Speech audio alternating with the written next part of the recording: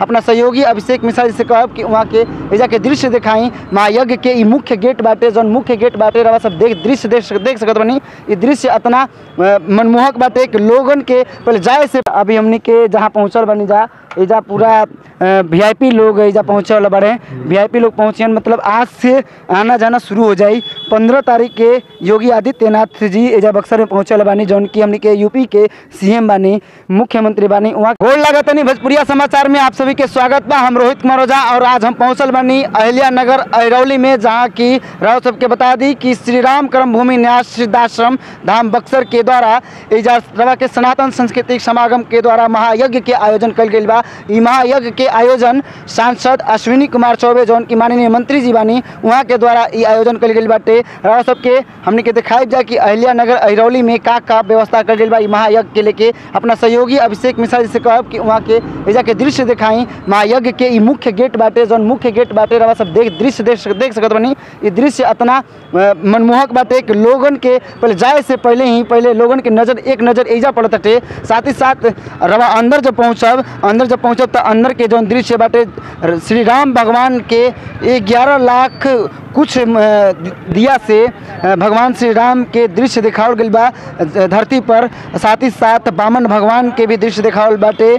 महर्षि विश्वामित्र के भी दृश्य दिखावल गई बा। काहे से कि ई बक्सर जो नगरी हटे ई महर्षि विश्वामित्र के तपोभूमि हटे। साथ ही साथ श्री राम के शिक्षा स्थली हटे, जौना के लेके हमनी के आज बक्सर के बड़ा चर्चा में बाटे। यह महायज्ञ के लेके ओकरा के देखते हुए आज हमनी के एजा पहुँचल बनी जा। एजा हमनी के कुछ लोगन से बातचीत भी कल जी। हर लोगन से बातचीत करके हमनी के हर चीज़ दिखावल जी। राव सबके दिखा दी कि एजा जौन पूछताछ के काउंटर बा, पूछताछ के काउंटर इन्हें सामने बनावल गई बाटे। साथ ही साथ इन्हें जौन पार्किंग के व्यवस्था बाटे, पार्किंग के व्यवस्था है दूसर का साइड में बनावल बाटे कि जितना भी एजा बीजेपी के कार्यकर्ता ही हैं, बाहर के लोग ही हैं, साथ ही साथ राजनीतिक दल के जो भी लोग आए बनन उ सब के एजा गाड़ी पार्किंग हुई। राव सब बता दी कि महायज्ञ में करीब 9 गो राज्य के सीएम पहुँचत रहन। साथ ही साथ कम से कम 6 गो राज्यपाल राज्य के पहुँचतनी, जौना के लेके एजा काफ़ी तैयारी कर गई बाटे। पुलिस प्रशासन के चौबंदी करा दिया गई बाटे। रवा देख सकतनी कि पुलिस प्रशासन अपन कार्य में लाग गई बने।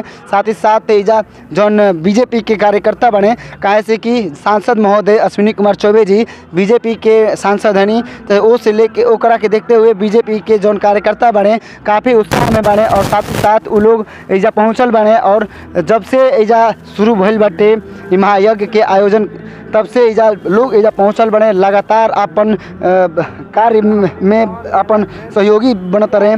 साथ ही साथ एजा हमरा के दिखाई कि एजा जौन हौ दृश्य रवा देखत नहीं वह दृश्य हटे कि श्री राम भगवान के 11,300 कुछ दिया पर धरती पर उनका के दर्शावल गई बाटे, जौना के देखे खातिर लोगन के काफ़ी मात्रा में भीड़ एजा जुट रहा बाटे। साथ ही साथ महायज्ञ रवा के आज से शुरू हो गई बाटे और प्रवचन के भी व्यवस्था एजा भइल बाटे। बता दी कि करीब और साथ ही साथ एजा भोजपुरी कलाकार जौन की भोजपुरी स्टार पवन सिंह बाने, खेसारी लाल आज 7 तारीख के आवल रहन, लेकिन उनकर कुछ कारणवश ना आ पैलन, उनकर एक स्थगित कर दिया गई बाटे। बाकी बीजेपी के जौन सांसद निरहुआ बाड़े, जौन दिनेश लाल यादव बाड़े उ पहुँचे वाला बाड़े, रवि किशन जौन बाड़े सांसद बाड़े उ पहुँचे वाला बाड़े, और साथ ही साथ मनोज तिवारी दिल्ली के जौन सांसद बाड़े उ भी पहुँचे वाला बाड़े। वो सब लोग के एगो डेट फिक्स कर गई बाटे कि हाई डेट के उ अहन, हाई डेट के उ अहन। तो हम रवा के ये भी बताए कि कहिया अहन जा। फिलहाल रवा सब हमनी के भोजपुरिया समाचार के साथे बनल रही, देखत रही। रवा सबके हर चीज़ एक बात बतावल जाई कि भोजपुरिया समाचार रवा सबके बताही खातिर एजा पहुँचल बाटे कि एजा का व्यवस्था बाटे, कौन कौन गायक उतरन, कौन कौन एजा महंत आ रहल बने, उस सब के बारे में हमने के बतावल जी।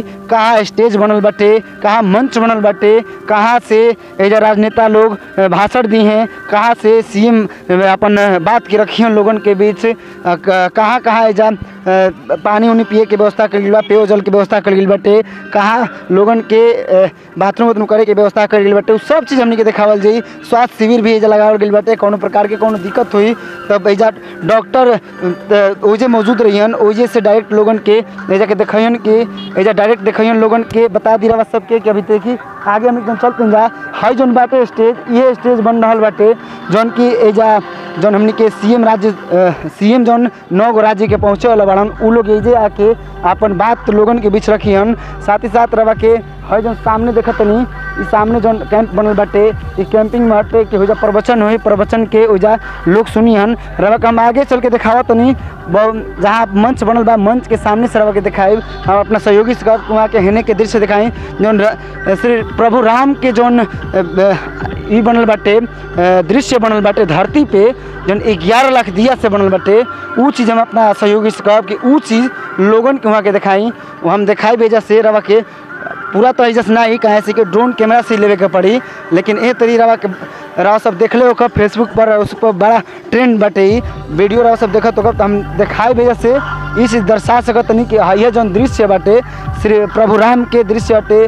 हो जा श्री राम बानी, हो जा वामन भगवान बानी, साथ ही साथ उन्हें वो बगल में देखब तो रवा विश्वामित्र जी बानी, अब बगल में देखब तो भगवान शिव के प्रस्तुति कल गई बाटे। साथ ही साथ बगल में रवा जाए तो जौन ताड़िका बध बा, ताड़िका जौन बिया ताड़िका के बनल बा और ये पर दर्शावल का बाटे रवा के बता दी तो ताड़िका बध के दर्शावल बाटे। ताड़िका बध श्री राम जी कैले रही बक्सर में, ओकरा के दर्शावल गई बा काहे से कि बक्सर में ही ताड़िका दहन भई रहला और इनके तपोभूमि हटे। साथ ही साथ श्री राम के शिक्षा स्थली हटे जौना के लेके हाँ ये दृश्य दिखावल गई बा। बक्सर के ये दृश्य बढ़िया से लोगन के बीच दर्शावल गई बा ताकि लोग बक्सर के बारे में जानस कि बक्सर का चीज़ हटे। बक्सर अयोध्या के बाद दूसर का अयोध्या में श्री राम के जन्म भई रहे तो बक्सर वहाँ के शिक्षा स्थली है, वहाँ के एजा अपन शिक्षा ग्रहण के लिए बनी। साथ ही साथ एजा वहाँ के पहला राक्षस जौन की अताता में चल रही है ताड़िका और सब के एजा वहाँ के नाश के लिए रही जौना के बाद एक बक्सर के चर्चा उनकर काफ़ी बाटे, लेकिन बक्सर के आज एक के दर्शावल जाता टे और लोगन के बीच दर्शावल बाटे कि बक्सर भी श्री राम खातिर बहुत बहुमूल्य जगह बाटे। साथ ही साथ जौन जगह पे अभी हमने के महायज्ञ के आयोजन कर गई बा, महायज्ञ के आयोजन अहिल्या नगर जहाँ की अहिल्या के श्री राम प्रभु के द्वारा उनका से तारल गए रहे, वो अपना पैर से वहाँ के तरले रही, वो जगह पे ई हो रहा बाटे। तो बहुत विख्यात जगह बाटे ई अहिल्या नगर, अहिल्या देवी के ई जगह हटे। एजा अहिल्या मंदिर भी बाटे, रवा कुछ दूरी पे जाए तो अहिल्या मंदिर रवा के दिख जाए जहाँ के प्रभु श्री राम के द्वारा अहिल्या के उद्धार कल गया रहा। साथ ही आपके बता दी कि अभी हमने के जहाँ पहुँचल बनी जा एजा पूरा वीआईपी लोग एजा पहुँचे वाला बड़े, वीआईपी लोग पहुँचे मतलब आज से आना जाना शुरू हो जाए। 15 तारीख के योगी आदित्यनाथ जी एजा बक्सर में पहुँचे वाला बानी जौन की हमने के यूपी के सीएम बानी, मुख्यमंत्री बानी, वहाँ के पहुँचे वाला बानी तो ओकरा के लेके भी काफ़ी एजा जोर तोर से तैयारी बाटे। यज्ञ ही हो रहा बाटे, राजनीतिक तौर पे हो रहा बाटे, राजनीतिक दल के लोग एजा वाला बने लगातार एजा मंत्री विधायक जो भी बने सब लोग पहुँच रहा बने लगातार एजा अपन उपस्थिति दर्ज करावत रहे। रवा सबके अभी हमने के आगे पूरा सीन देखावल जी हमने के रवा सबका सामने के चैनल के साथ बनल रही, अपना सहयोगी से बताए कि वहाँ के आगे पहुँच के हर चीज़ दिखावत रही और हमने के पूरा हर एक बात बतावल जी। हमने की जब बात भी कल जी जौन एजा दिया से जौन प्रभु श्री राम के दृश्य के ज़मीन पे जौन धरती पे दर्शौले बाड़े हैं ये बहुत ही देखे में लाजवाब लगता, जौना के देखे खातिर बक्सर जिला के काफ़ी लोग एजा पहुँचत रहे, जौना में लेडीज़ भी बानी और जेंट्स भी बानी, सभी लोग पहुँचत अटे, सभी लोग देखत अटे, सभी लोग खुश बाटे। ये नज़ारा इतना बढ़िया बाटे। रवा के बता दी कि अभी जौन स्टेज बाटे स्टेज पे कार्यक्रम भी शुरू कर दिया गई बा, कार्यक्रम शुरू हो गई बाटे। कार्यक्रम के देखे खातिर लोगन के भीड़ भी आवे लागल बाटे तो हमने के अंदर पहुँच के रवा सबके स्टेज रवा के दिखा रहा बनी। यही स्टेज पे कार्यक्रम भी हुई, ये स्टेज पे जौन माननीय मुख्यमंत्री लोग आई हैं तो नजे अपन बात के लोगन के बीच रखियन। फिलहाल अभी कुछ कार्यक्रम दिखावल जाता, कार्यक्रम शुरू कर दिल गई बा, दिखावल जाता, कार्यक्रम शुरू कर दिल गई बा ताकि लोगन के मनोरंजन हो सके। और यह कार्यक्रम रहा सब देख रहा बनी कि नृत्य क्या अपन डांस कर रहा बानी, सीख रहा बानी। अभी दिखावत नहीं पूरी तरह से चालू नहीं भइल, जब चालू हो जाई तो काफ़ी अच्छा दृश्य देखे में लगी। जा रवा के बता दी कि करीब 2100 एकड़ में रवा के महायज्ञ के आयोजन कल गई बाटे। महायज्ञ के आयोजन जौन कल बाटे जौन ओकर स्थल बनावल गई बाटे ओकरा के भी हमनी के दिखाए जा रहा सबके सामने। रवा सबके जौन प्रवचन हो रहा बा ओकरा के भी हमनी के दिखावे जा रहा बनी। वही जगह के अभी रवा के चयनित कल गई बाटे, रवा के दिखावे जा रहा बनी कि हे जगह पे जहाँ महंत जी लोग अहन उनका द्वारा जौन प्रवचन कल जाई उ रवा सबके हमनी के दिखावल जी। हम रवा के बता दे भेजा केकरा कौन महंत के द्वारा एजा और सबके बता दी कि 9 दिवसीय श्री राम कथा ज्ञान यज्ञ पद्मभूषण जगत गुरु रामानंदाचार्य स्वामी श्री राम भद्राचार्य जी के द्वारा सोमवार 7 नवंबर 2022 से मंगलवार 15 नवंबर 2022 तक ई कथावाचक कल जाई। जौन कथावाचक सुने खातिर लोगन के काफ़ी एजा भीड़ इकट्ठा हुई। रहा सब एजा देख रहा बनी कि बड़ी मजबूती के साथ टेंट के लगावल गइल बा। जौन की आंधी तूफान बारिश कुछ भी आ जाई लेकिन ये उखड़ नहीं कर सकत। अगर एजा के लागत के बात कल जाए तो लागत एजा अरबों में लागल बाटे। अरबों में लागत लगा के एजा ई जौन स्टेज बाटे स्टेज के तैयार कल गइल बाटे।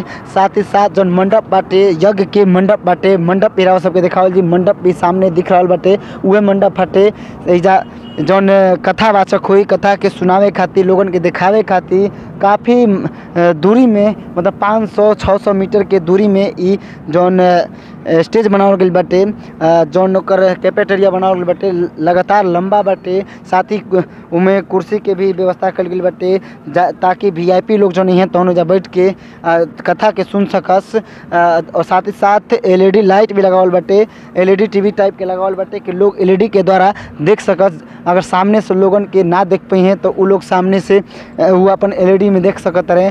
देख सकत नहीं कि एलईडी लाइट करीब कुछ नहीं के लागत। तो एजा 12-13 गो एलईडी टीवी लागल बाटे एलईडी लाइट के साथ लागल बाटे ताकि लोगन के कोनो असुविधा ना हो के लोग एजा अच्छा से कथा सुन सकस।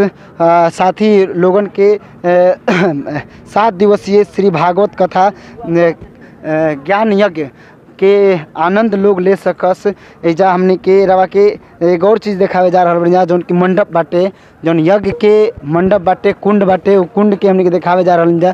जौन कुंड के 7 ताला बनावल गइल बाटे 7 गो ओकरा पे महल टाइप के बनावल गइल बा।